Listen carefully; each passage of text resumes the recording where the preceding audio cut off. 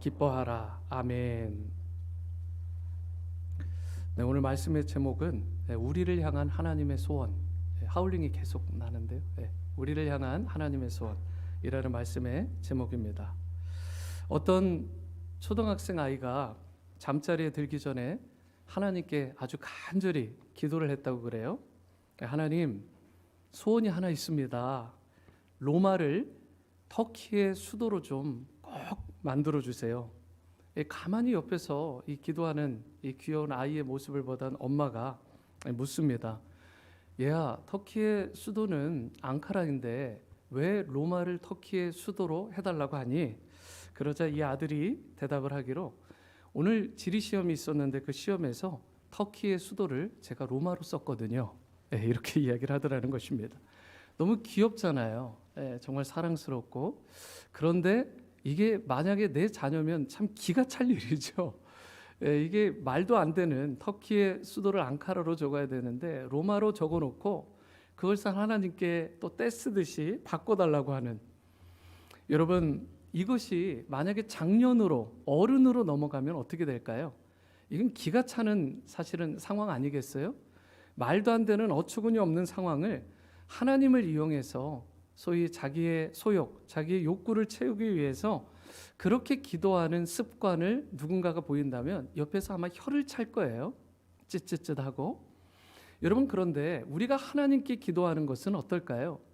모든 것들이 하나님의 마음에 합하고 하나님의 마음을 시원하게 하고 기쁘시게 하는 정말 바른 기도를 우리가 드리고 있을까? 우리가 기도하는 이 기도의 제목들을 보면 굉장히 다양하잖아요. 이 범위도 넓고 깊이도 다양하고. 그런데 여러분, 우리가 주목해 봐야 될 성경 속 기도하는 분들이 있는데 그 중에 아브라함은 어땠을까요? 아브라함은요, 굉장히 높은 차원에서 굉장히 숭고한 기도를 했던 인물입니다. 왜 그러냐면 하나님께서 소돔과 고모라를 멸망시키시겠다, 불로 치시겠다라고 하실 때 아브라함이 하나님과 그들 사이에 중재자로 들어가서 온몸으로 막아서고, 하나님, 그러시면 안 됩니다. 소돔과 고모라를 구원해 주십시오. 불쌍히 여겨 주십시오. 그렇게 간청하며 간구함으로 기도했던 인물이 아브라함입니다.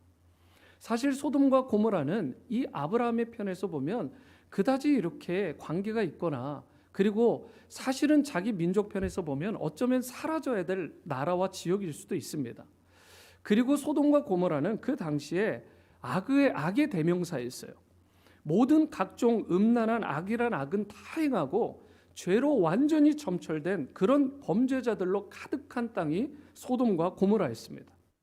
그런데도 불구하고요, 아브라함이 하나님 앞에 온몸으로 나가서서 그 땅의 주민들을 좀 살려달라고, 그 영혼들을 좀 불쌍히 여겨달라고 하나님께 메어 달려 간절히 부르짖었습니다.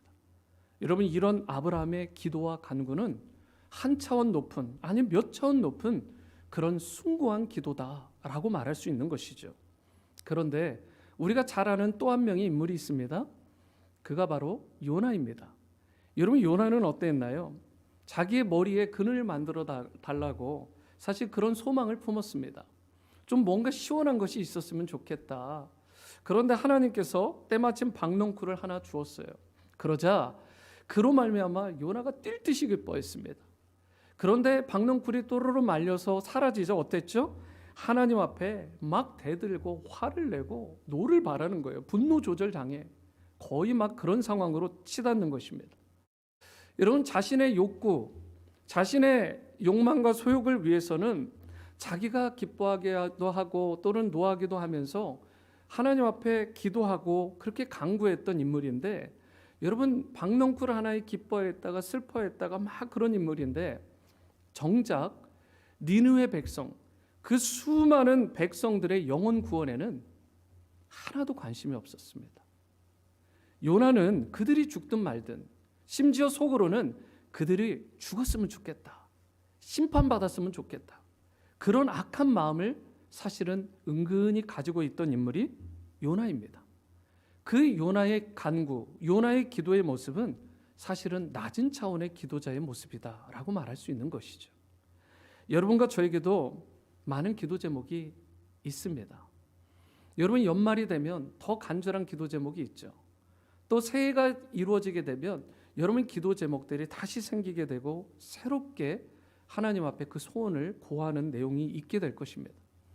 사람마다 다르겠지만 각양각색의 마음의 소망을 품고 기도들을 하고 있는데 과연 내가 품는 기도는 하나님의 뜻에 맞는지, 그리고 또 내가 품는 마음의 소망을 어떻게 가지고 내가 기도해야 삶의 방향이 바르고 하나님의 기쁨이 되고 열매 맺는 인생이 될 수 있을지.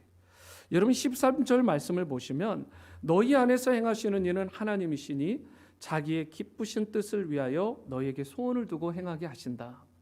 우리도 하나님 앞에 소원하는 바가 있잖아요. 우리도 하나님 앞에 기도하고 간구하는 바가 있잖아요.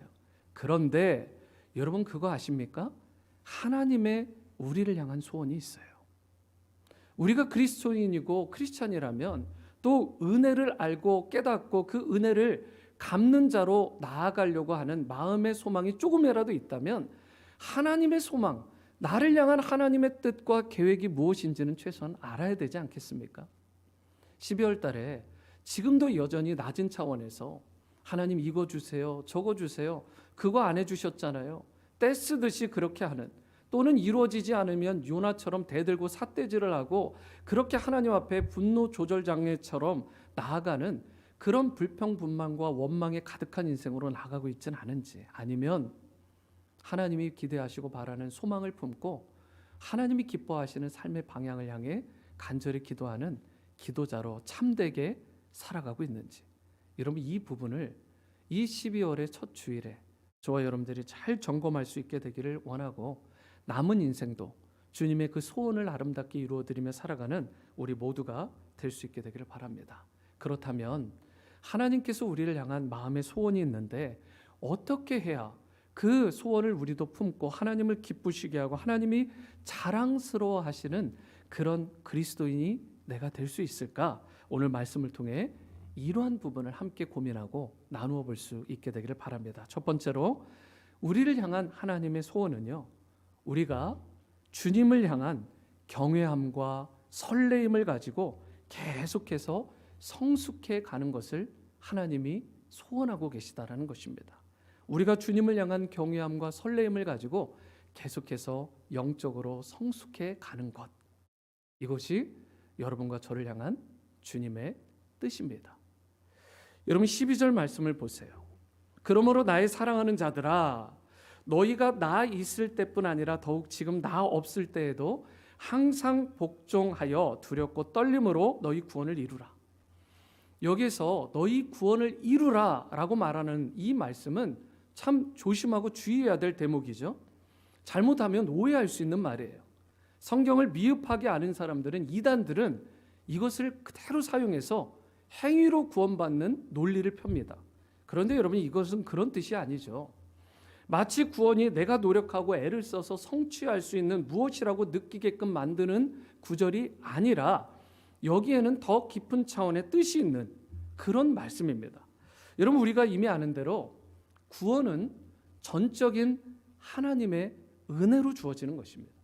전적인 하나님의 선물이에요. 내가 행위를 어떻게 하든 행위를 어떻게 하지 않든 얻어지고 얻어지지 않는 것이 구원이 아니라 하나님의 편에서 일방적으로 전적으로 뜻을 계획하시고 그 뜻을 구현하시고 실현하신 것이 저와 여러분들을 향한 하나님의 구원이에요.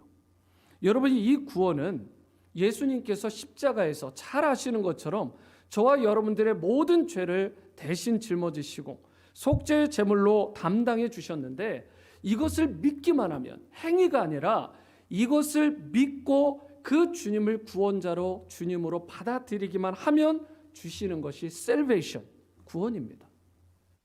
여러분 그래서 우리는 예수님을 믿는 순간에 구원을 받았어요. 예수님을 믿기만 하면 구원을 받은 거예요.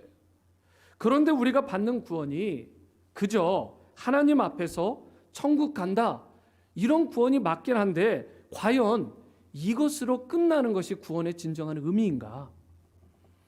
여러분 이 차원에서 끝나는 것이 오늘날의 문제예요.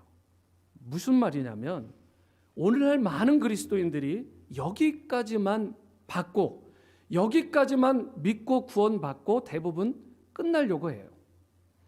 사실 여기에 심각한 문제가 있는 건데, 물론 우리가 예수님을 믿으면 천국에 갑니다. 이것은 변화되지 않는 진리의 말씀이에요. 그런데 여러분, 우리가 그저 예수님을 믿고 천국에 가기 위해서 예수님을 믿는 것인가?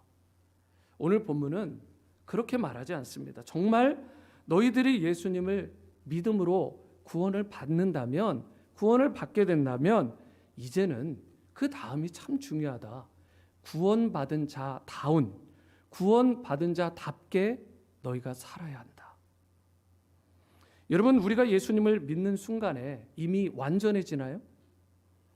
여러분, 우리가 완벽해지고 흠이 없고 거룩하고 완전히 성결하고 그런 대단한 인물들로 우리가 완성되나요?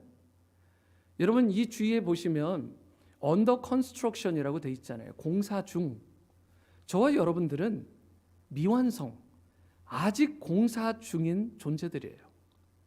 목사도, 장로도, 권사도, 집사도, 성도도, 제 아무리 선교단체에서 일하는 사람도 소용없습니다. 우리는 아직 완성된 게 아니에요.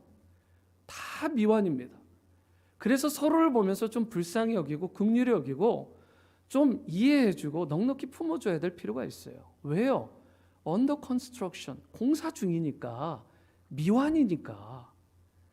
여러분, 그런데 마치 내가 완성된 존재처럼 그렇게 자기를 막 내세우고 자기를 대단한 인물처럼 하는, 자기의 부족함을 내보이지 않고 자기의 실수는 자기는 전혀 실수도 하지 않고 완벽한 존재인 것처럼 하는 인물, 여러분, 그 사람을 예수님께서 지적하세요. You are hypocrite. 넌 위선자야. 넌 바리새인이야. 여러분, 우리는 죽을 때까지 완성되어져 가는 과정 가운데 있는 미완의 성도들입니다. 여러분, 그래서 우리가 분명히 예수님을 믿고 우리가 그분을 영접하는 순간 justification, 구원, 그리고 내가 의롭다 칭함을 받게 된 것은 맞아요. 그런데 하나님 안에서 그 이후에 더 이상의 점진적인 성장과 성숙은 없는 것이냐? 그게 아니라 예수님을 믿고 의롭다함을 받고 justification, 칭의의 구원을 받은 이후에 계속해서 호흡이 닿는 순간, 주님 앞에 서는 그 죽는 그 순간까지, 아니면 예수님께서 먼저 오셔서 재림하시는 그 순간까지 우리는 점진적으로 한 단계 한 단계 성숙해져 가는, 구원을 이루어 가는 과정 가운데 있다. 이것이 바로 우리가 알고 있는 성화, sanctification, 바로 성화의 구원을 말하는 것입니다. 여러분, 새가족반에 우리 여기 계신 분들은 대부분 하셨기 때문에 최소한 한 번쯤은 이 단어를 들여보셨을 거예요. justification, sanctification, glorification. 예수님을 믿는 순간에 주어지는 칭의의 구원, 그리고 예수님을 믿고 나서 계속해서 호흡이 닿을 때까지 완성되어져 가는 과정 가운데 있는 성화의 구원, 그리고 주님의 그 의로운 면류관을 쓰게 되는, 우리가 호흡이 닿는 그 순간 주님을 만날 때 주어지게 되는 영화의 구원. 여러분, 우리는 아직 영화의 구원까지 이르지 못했어요. 계속해서 성화의 구원. 그래서 오늘 본문에서 뭐라고 해요? 지금 사도 바울이 강조하는 부분이 이거라고요. 두렵고 떨림으로 너희 구원을 이루어가라. 여러분, 중요한 건 뭐예요? 구원을 이루어가는 과정 가운데 있는 이 두 가지 단어, 두려워함과 떨림이라는 단어를 우리가 생각해야 됩니다. 여러분, 구원이라는 거, 이것은 한 단어로 이야기하면 relationship, 이 하나님과 우리의 관계를 회복하는 것이다. 이렇게 정의를 좀 하고 시작하시는 것이 좋습니다. 구원을 만약에 relationship이 아닌 한 번 받는 천국행 티켓 정도로 부흥 강사님들이 참 많이 얘기했죠. 천국 티켓 받는 것입니다. 여러분, 그 라이선스 받는 거예요. 그렇게 구원을 외쳐대니까 한 번 받고 그 다음 과정 가운데 점진적인 성장이 없잖아요. 그런데 여러분, 하나님과의 관계가 우리가 예수님을 믿기 전에는 완전히 깨어져 있었어요. 그래서 하나님과의 그 깨어진 관계를 회복하시기 위해 예수님께서 오셨고 십자가에서 당신을 내어주시고 속죄 제물로 죽으심으로 말미암아 하나님과 우리의 관계가 회복되었습니다. 이제 그 하나님과의 관계의 회복이 시작되었습니다. 지금부터 여러분 일평생 하나님의 관계를 회복되어 가는 과정 가운데 그 완성의 시점까지 계속해서 이루어 가십시오. 여러분, 이게 더 성경적인 거죠. 구원은 단번에 끝나는 것이 아니라 계속해서 점진적으로 완성해 가는 것입니다. 왜요? 구원은 릴레이션십, 관계의 입장에서 조명하고 그것을 이해하고 그것을 실천하는 것이 더 의미 있기 때문에 그렇습니다. 그래서 오늘 이 사도 바울이 구원을 그냥 이루라고 말하지 않아요. 한 번 받고 끝나라 라고 말하지 않고 두렵고 떨림으로 계속해서 이루어 가야 할 것이다 라고 말하는 것입니다. 여러분, 여기서 두려워한다, 여기서 떨린다라는 단어가 좀 와 닿으셨으면 좋겠습니다. 두렵다라는 것은 여러분 말 그대로 정말 크시고 위대하신 하나님 앞에 서니까 지극히 작고 피조물에 불과한 내 모습, 죄투성이인 나를 보니까 그 위대하시고 크신 앞에서 하나님은 크시고 나는 작아 보이는 이 모습 가운데 내가 하나님을 향해 갖게 되는 경외함을, 그 경외감을 말하는 거예요. 여러분, 그래서 단순히 무서워한다, 단순히 벌벌 떤다는 의미가 아니라 이 두려워한다라는 것은 하나님을 경외한다, 하나님을 더 존중히 여기고 하나님을 사랑하고 높인다라는 의미가 이 두려움이라는 단어에 있는 거예요. 여러분, 그런데 또 다른 단어가 있죠. 떨림이라는 단어입니다. 여러분, 이게 참 좋은 단어입니다. 저는 여러분과 제가 오늘 이 예배 가운데 이 한 단어라도 제대로 붙들고 회복의 은총을 누렸으면 좋겠습니다. 여러분, 떨림이라는 것은 이런 거예요. 좋아하는 대상, 사모하던 대상 앞에 딱 섰을 때 갖는 느낌, 소름이 쫙 끼칠 정도로 좋은 의미로 전율이 확 오면서 정말 모든 세상의 것들은 다 보이지 않고 딱 그 대상, 그 상대만 보이는 순간, 여러분, 그 경험이 있을 때 보통 결혼을 하죠. 이 경험이 없이 결혼하면 사실은 어렵습니다. 세상과 나는 간대 없고 사랑하는 님만 보이는, 여러분, 이게 결혼 아니에요? 연애고? 그런데 여러분, 오늘 이 떨림이 딱 그런 느낌이에요. 우리 인간이 경험할 수 있는 최고의 떨림을 그런 것으로 좀 표현할 수도 있겠지만, 아직 그런 것을 경험하지 못한 분들의 이해를 돕기 위해서 여러분, 방탄소년단 BTS 아시죠? 요즘 세계로 휩쓸고 있잖아요. 정말 소위 핫합니다. 정말 최고의 핫한 그룹이 여러분 BTS예요. 정말 자랑스러워할 만한 팀입니다. 오죽하면 이 지금 국방부에서 이 병역 면제에 대한 부분을 국회 중심으로 막 논의하고 있잖아요. 사람들도 막 탄원합니다.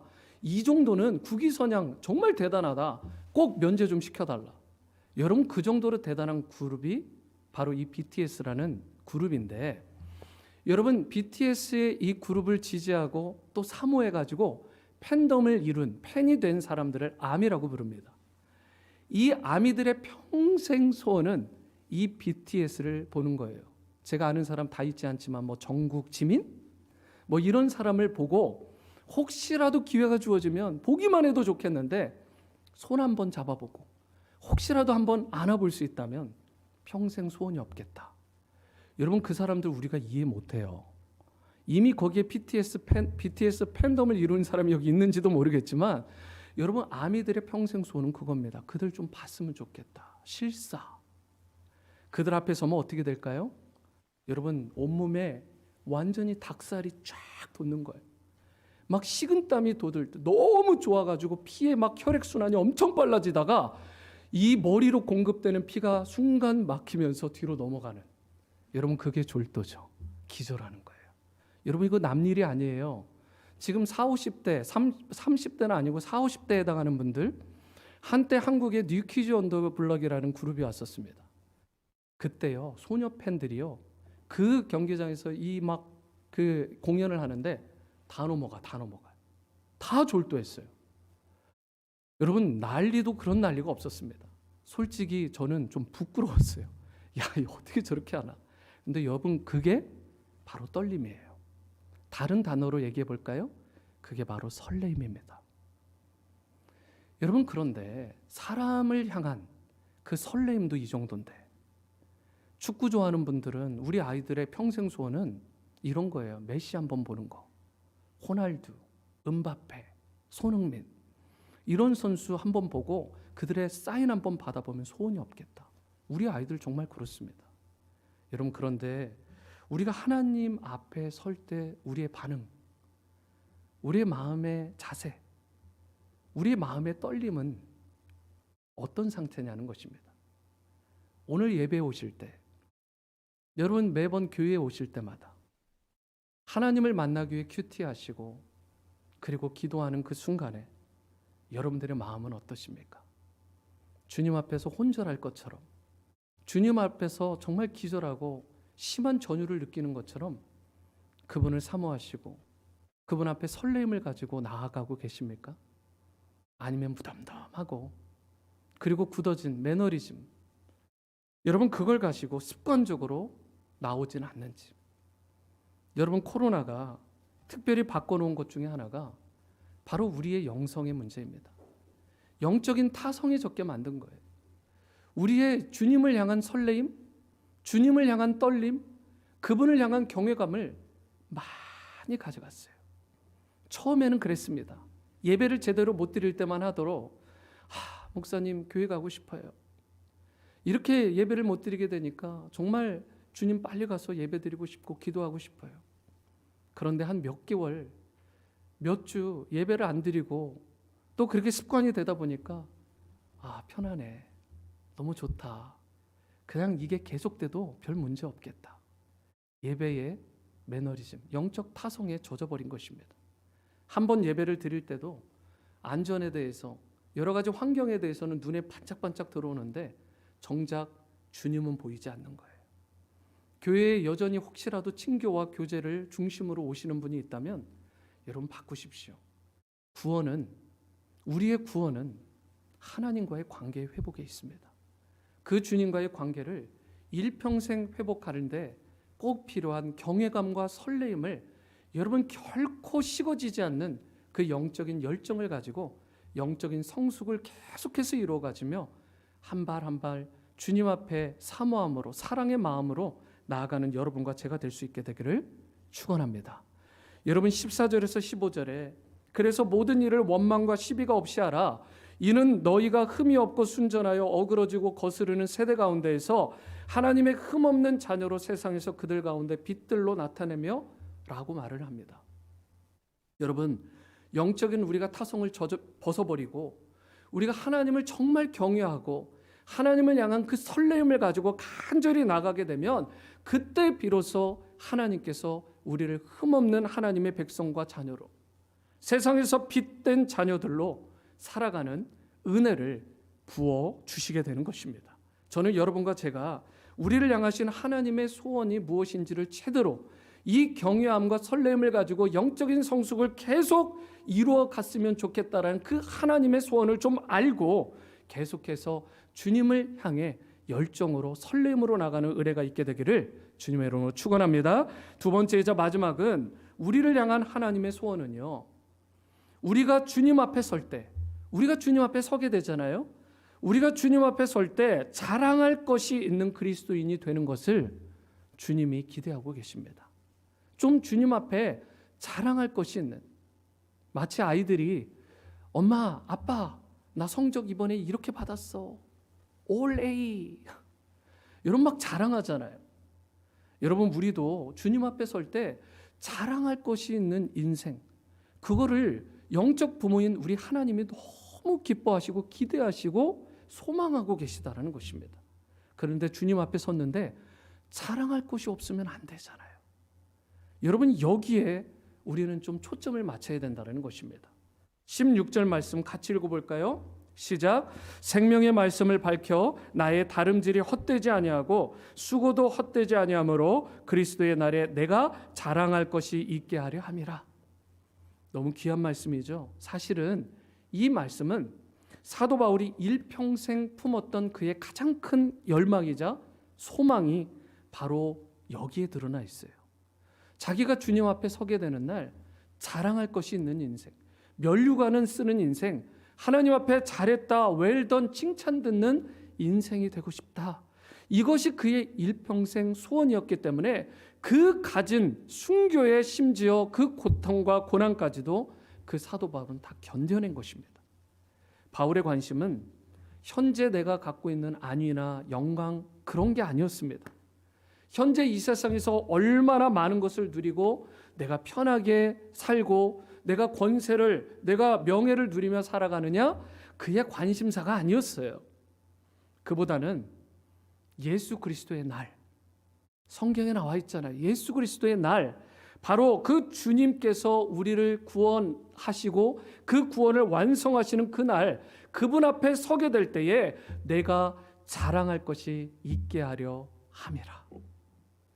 여러분, 이것이 바로 사도 바울의 삶의 목적이었고 그의 마음의 진정한 소망이었어요. 바울은요, 예수님을 믿은 이후에 완전히 다메섹 전과 후가 달라졌습니다.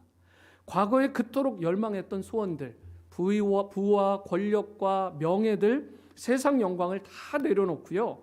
그리고 나서 오직 한 길을 갔어요. 그 한 길의 내용이 무엇입니까?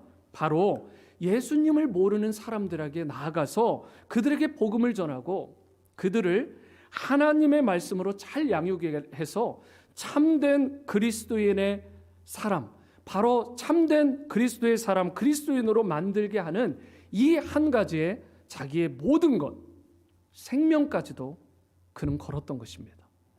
여러분, 그래서 17절을 보시면 뭐라고 되어 있어요? 만일 너희 믿음의 재물과 섬김 위에 내가 나를 전제로 드릴지라도 나는 기뻐하고 너희 무리와 함께 기뻐할 것이다.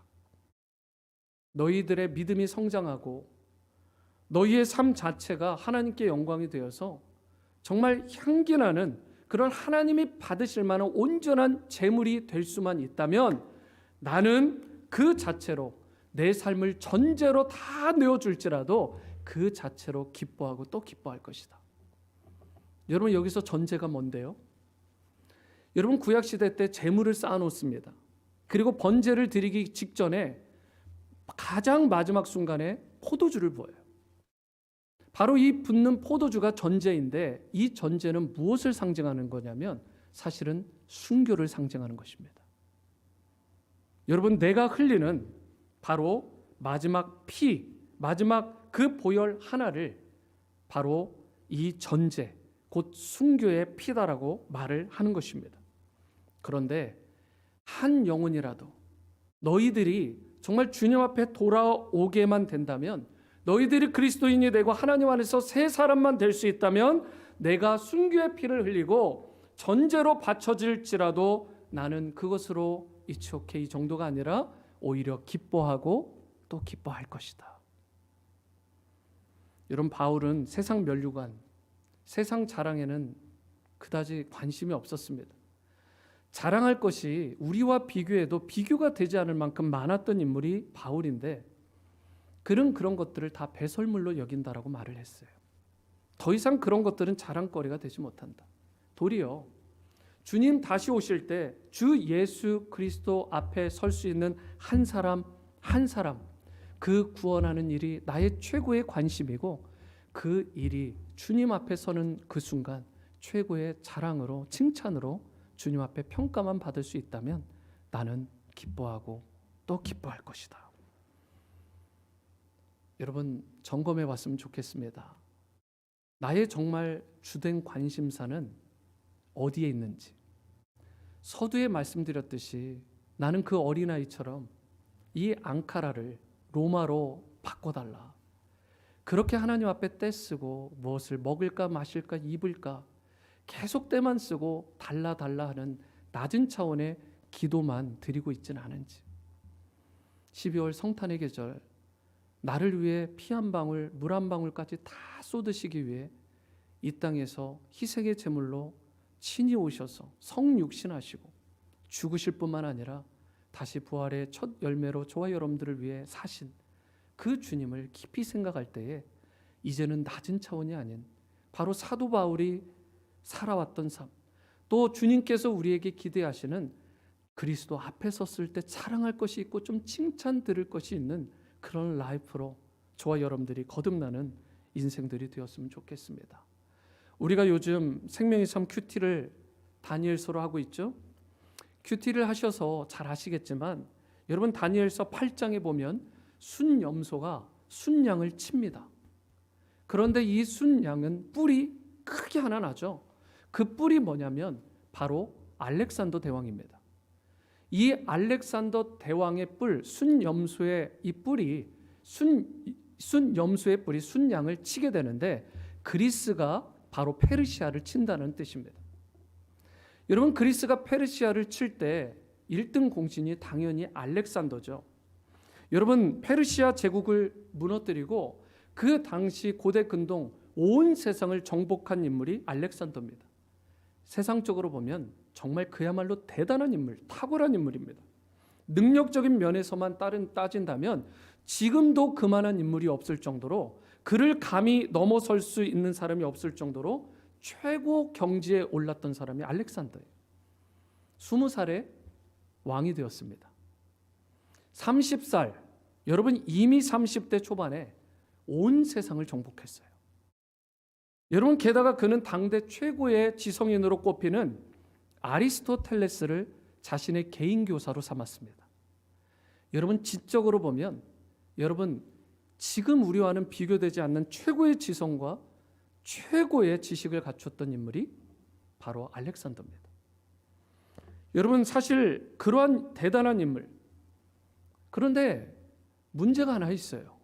그게 뭐냐면 알렉산더는 그 모든 것을 가졌고 또 갖춘 인물이었지만 그 모든 것을 오직 자신의 모든 야망과 성공을 위해서만 쌓아 올리고 사용했다라는 것입니다. 자신의 만족과 성공을 위해서 그가 가진 모든 능력과 재능과 지성과 학식을 다 써버렸기 때문에 여러분 정작 알렉산더는 하나님을 위해서 올려드릴 하나도 남은 것이 없는, 드린 것이 아무것도 없는 그런 비천한 인생이 되고 말았어요. 여러분 그의 인생은 비록 이 땅에서 많은 것을 가지고 누렸을지는 모르지만 자신만을 위해 사용했던 인물이기 때문에 하나님은 그의 인생을 평가하실 때 well done, 잘했다, 너는 참 위대한 삶을 살았구나 라고 칭찬하시거나 격려하시거나 그렇게 좋은 그레이드를 주지 않으신다는 사실입니다. 여러분 오히려 그는 정말 비참하고 그리고 형편없는 인생으로 하나님 앞에 평가받게 될 수밖에 없는 거예요. 여러분 결국 알렉산더는 33세라는 젊은 나이에 죽게 됩니다. 나라가 넷 조각으로 쫙 쪼개지게 돼요. 그리고 거품처럼 안개처럼 여러분 사라진 인물이 알렉산더입니다. 여러분 지금도 많은 사람들 우리가 계속해서 이 알렉산더와 같은 야망과 그리고 이런 권력과 이런 부를 사모하며 일평생 불나방처럼 살아가는 거예요. 여러분 우리는 그런데 예수 그리스도의 날, 주님 다시 오시는 그날에 모두가 주님 앞에 서게 된다는 것을 반드시 그리스도인으로서 기억해야 됩니다. 그때 우리는 정말 자랑할 것이 있는 인생, 칭찬받을 것이 있는 성도로 우리가 계속해서 점진적으로 성장해 가야 될 줄 믿습니다. 세상에 더 이상 허황된 영광이 아니라 사라질 박수갈채나 그런 영예가 아니라 예수 그리스도를 위해 드림이 있는 성도, 주님 앞에 온전히 바칠 수 있는 그런 성도로 주님 앞에 서야 되는 것입니다. 말씀을 맺겠습니다. 여러분과 저의 삶, 우리는 어떠한 지금 기도의 제목, 어떤 마음의 소원을 가지고 살아가고 있는지, 하나님이 기뻐하실 거룩한 소망을 품고 살아가는 여러분과 제가 될 수 있게 되기를 바랍니다. 주님의 나라를 좀 꿈꾸고 우리가 주님 다시 오시는 그날까지 예수님을 모르는 사람들에게 피 묻은 그리스도의 복음을 전해주고 또 심어줄 수 있는, 그래서 주님께 칭찬을 듣고 또 주님으로부터 인정받는 그런 바른 열매를 맺고 풍성한 삶을 살아가는 여러분과 저의 삶이 계속해서 되어져 가기를, 그리스도의 날에 칭찬 듣는 인생이 되기를 주님의 이름으로 축원합니다. 이 시간 함께 이런 헌신과 결단을 담아 찬양하실 텐데요.